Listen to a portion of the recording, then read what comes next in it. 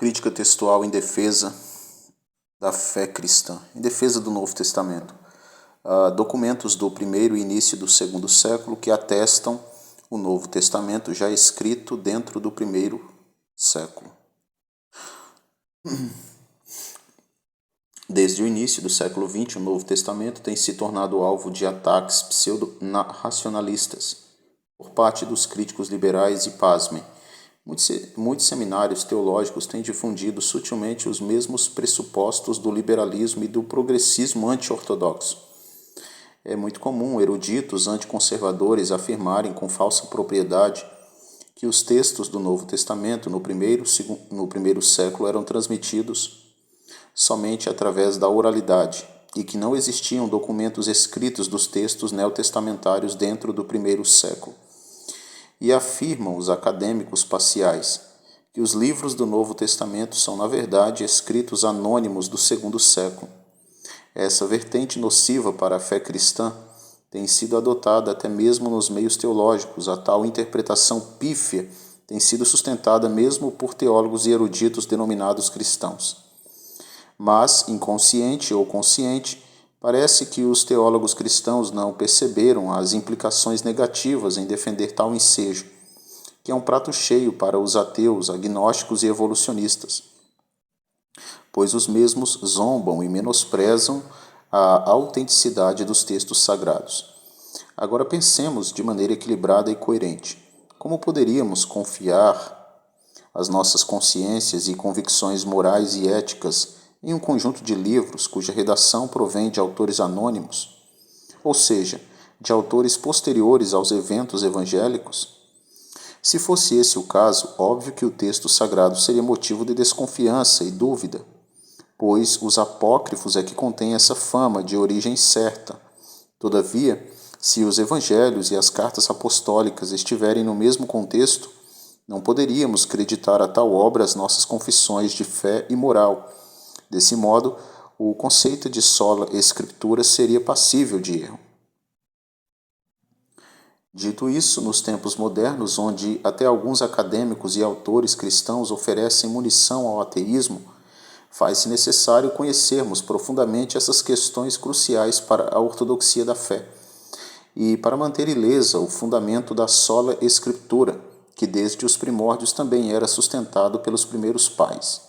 Além disso, também é de extrema importância que nós, cristãos professos, tenhamos algum domínio básico sobre esse assunto para ajudarmos a combater essas tendências progressistas e relativistas que desejam minar a segurança dos fiéis no tocante aos textos sagrados do Novo Testamento.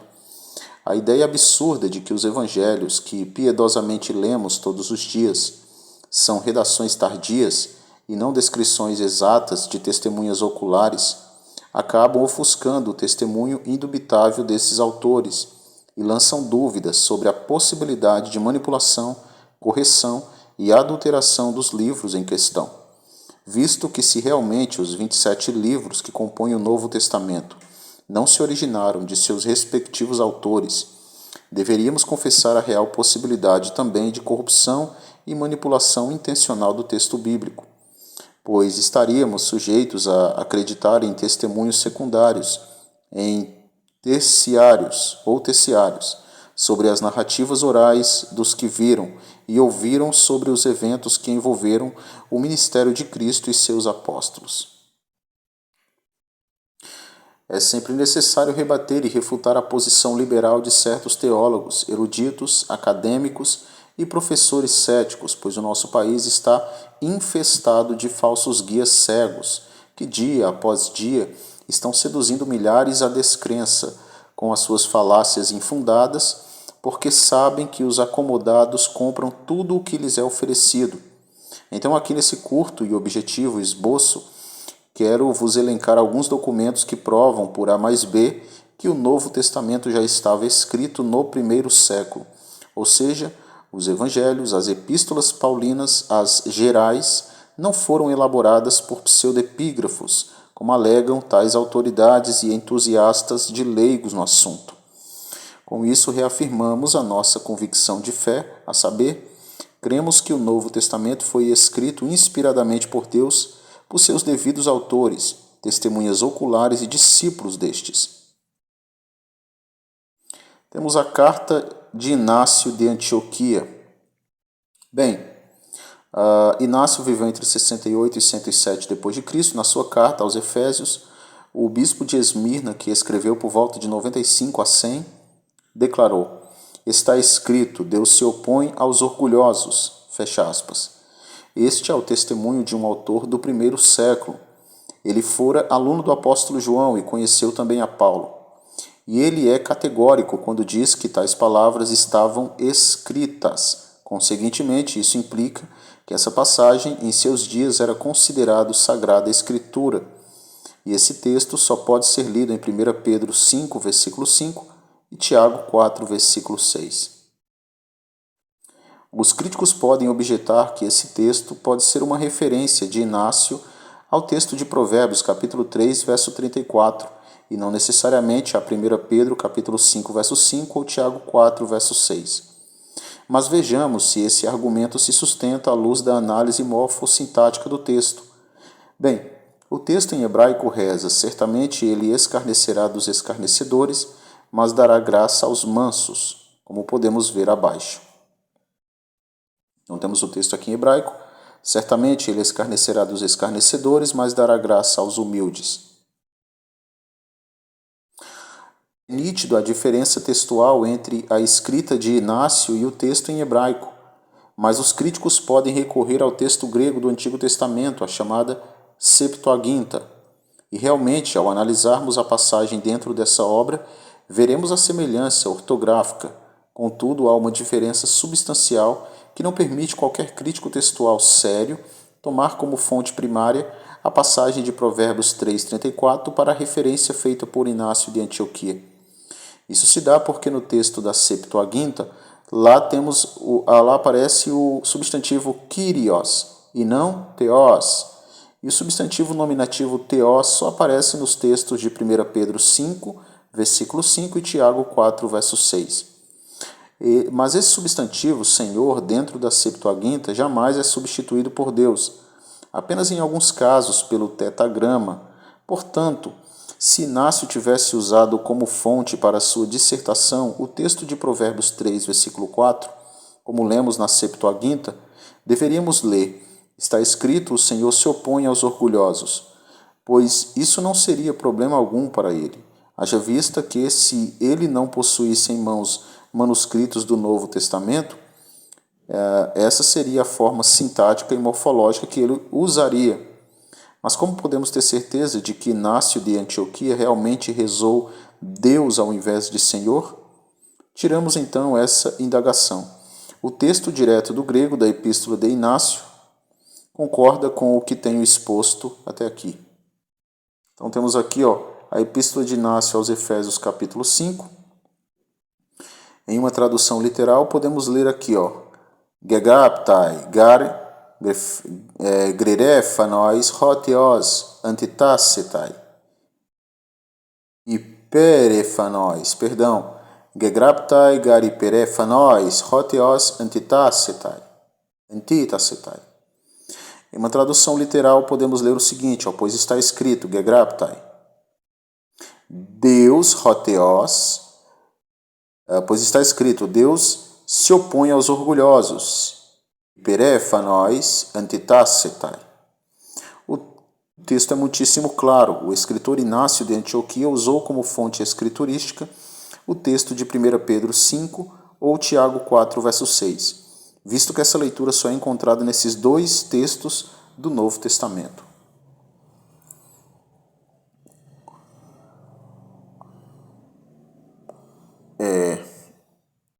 Este é o texto de Provérbios 3, versículo 34, a partir da Septuaginta, e podemos ler: está escrito, o Senhor se opõe aos orgulhosos, mas dá graça aos humildes. Então aqui nós temos o texto grego, cadê? Kyrios, aqui o Senhor.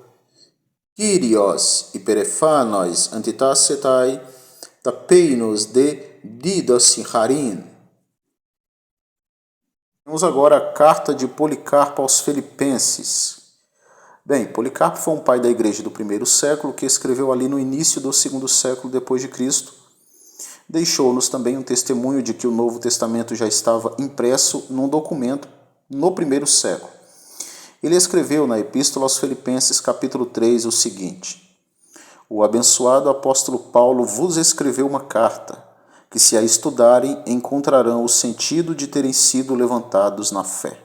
Fecha aspas, escreveu Policarpo. Está nítido que Policarpo, que foi aluno do apóstolo João e que escreveu a Epístola aos Filipenses por volta de 115 d.C., está nítido que ele fez menção à carta escrita pelo apóstolo Paulo à igreja de Filipos, pois em sua afirmação ele diz que a comunidade dos filipenses, para quem ele também escreveu, haviam recebido uma carta escrita do próprio apóstolo dos gentios, ou seja, nos dias de Policarpo, que foi contemporâneo dos apóstolos, a carta aos filipenses já era reconhecida como um manuscrito inspirado por Deus. Pois está declarado nas Escrituras, mais uma vez Policarpo agora diz, pois está declarado nas Escrituras, irai-vos e não pequeis, não se põe o sol sobre a vossa ira. Efésios capítulo 4, verso 26.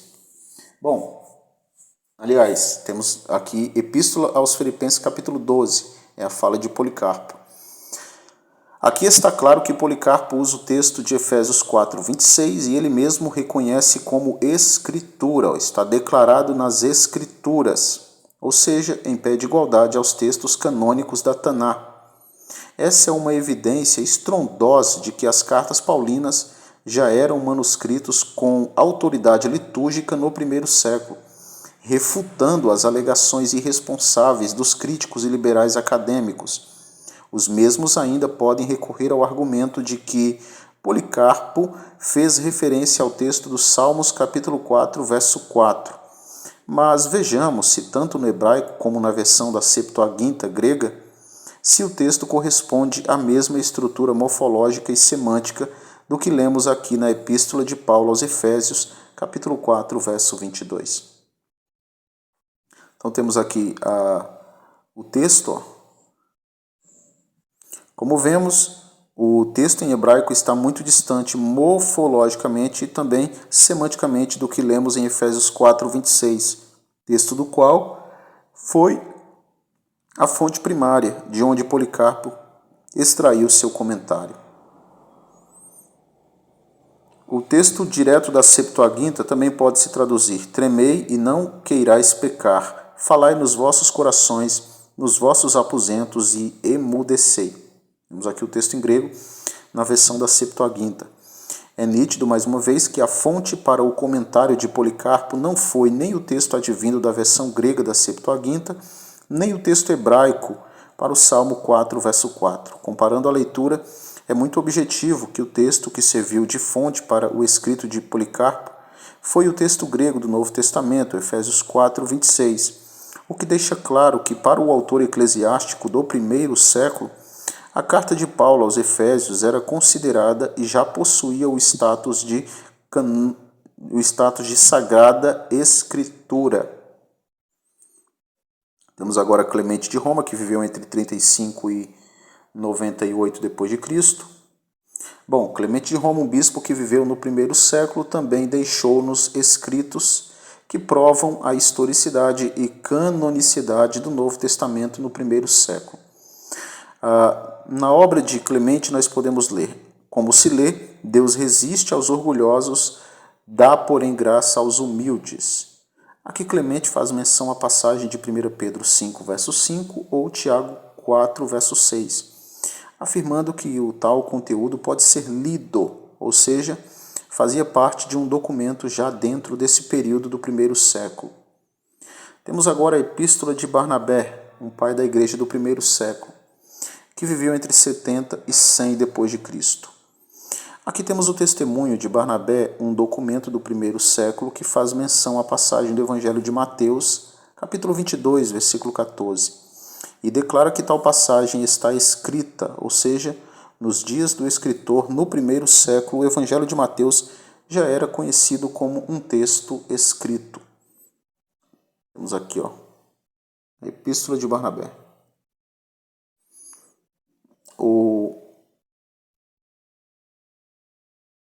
Então temos aqui um material para a datação da Epístola de Barnabé.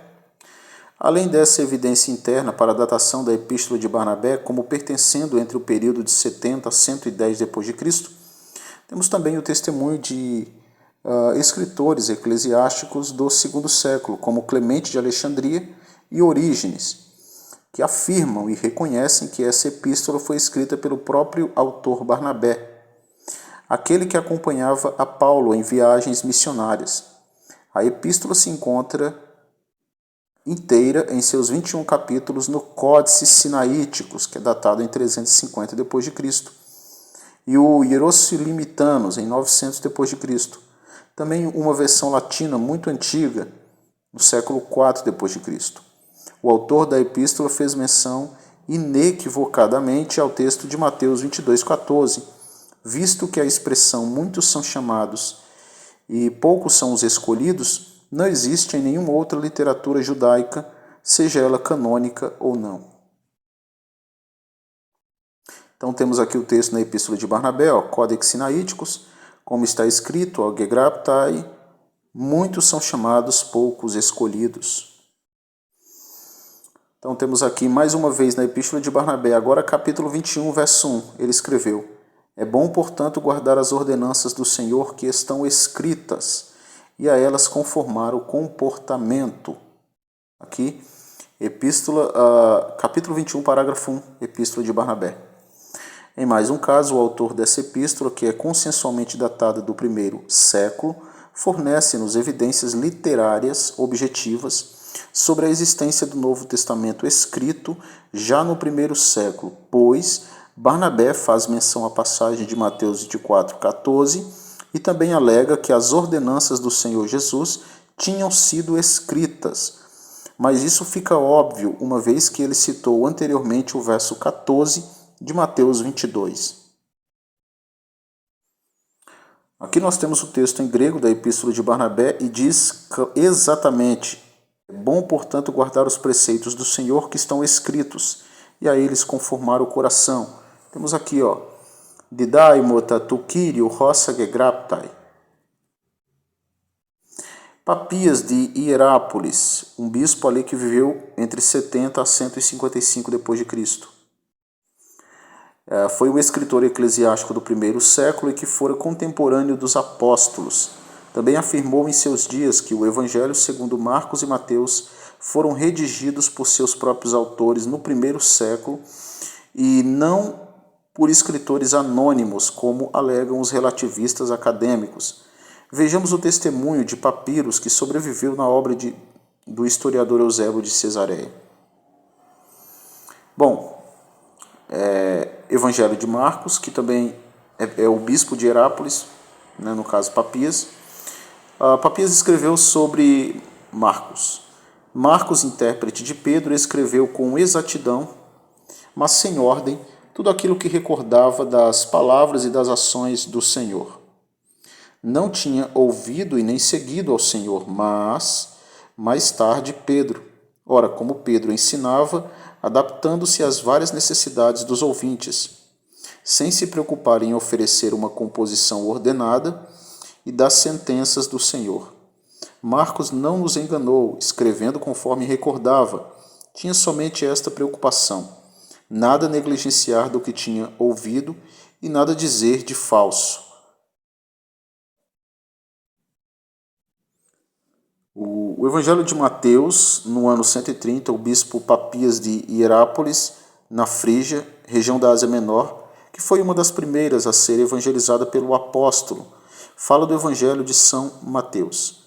Mateus, por sua parte, pôs em ordem os dizeres em língua hebraica, e cada um depois as traduziu como pôde. Conclusão teológica histórica. Conclusão crítico-textual comparativa.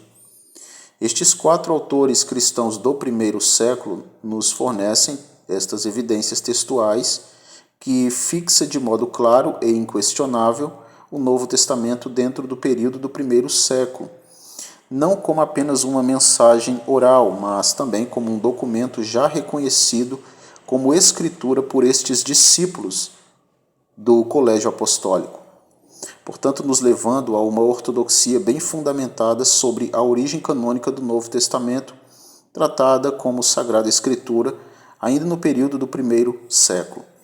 Quanto aos eruditos e teólogos progressistas, que alegam de modo irresponsável que o Novo Testamento não foi escrito por suas testemunhas oculares, cuidado, igreja. Estes atuam e detêm as evidências, estes atuam com intermináveis conjecturas. A nossa fé ortodoxa detém as evidências histórico-teológicas e sempre é melhor uma grama de evidência do que 1 quilo de pressuposição. Crítica textual. A conclusão do artigo aqui então, temos só a conclusão. Somente essas evidências histórico-documentais que extraímos da patrística do primeiro século já são esmagadoras em favor da historicidade do Novo Testamento no primeiro século.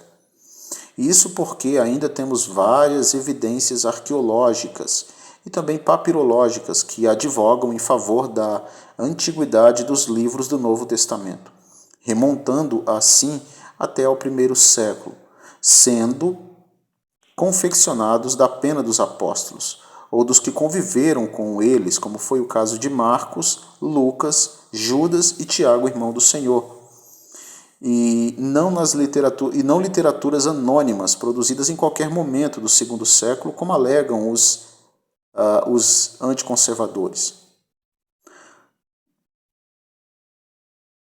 Todavia, anônimos, qualquer outro momento do século, que é a interpretação preconceituosa da maioria dos críticos textuais do Novo Testamento. Todavia, os mesmos não têm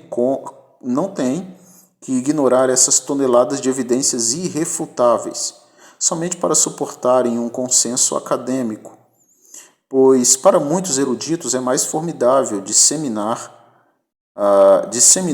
e entoar o cântico da maioria do que se opôsse a ela. Entretanto, como vimos, os dados da patrística na historiografia, na papirologia e nas várias evidências arqueológicas acabam depondo contra os pressupostos adotados pela maioria dentro do mundo acadêmico.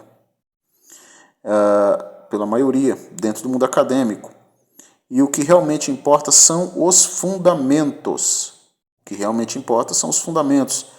Os fundamentos verídicos, como diz o maior crítico textual do Novo Testamento grego em atividade, Daniel B. Wallace, que escreveu: é bem melhor ter uma grama de evidências do que 1 quilo de pressuposição. Crítica textual em defesa da fé.